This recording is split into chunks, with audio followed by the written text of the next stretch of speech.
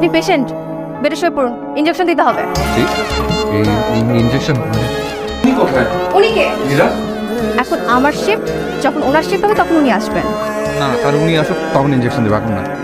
ধরেন তো ওনাকে। এতক্ষণ আপনার আসার সময় হলো, এত দেরি করলেন কেন? দেরি কোথায় করলাম, আমার শিফট তো এখনই। উনি এখন আগের থেকে অনেক বেটার আছে, ডাক্তার ওনাকে রিলিজ দিয়ে দিয়েছে। আমি কোথাও যাবো না। তো শ্বশুরবাড়ি দিকে যাবি না? আমি অবিবাহিত। এক্সকিউজ মি মিস্টার, এটা আমি আপনাকে উদ্দেশ্য করে বলছি। আমি যে অবিবাহিত সেটা আপনাকে জানিয়ে রাখলাম। তোর কি জ্বর?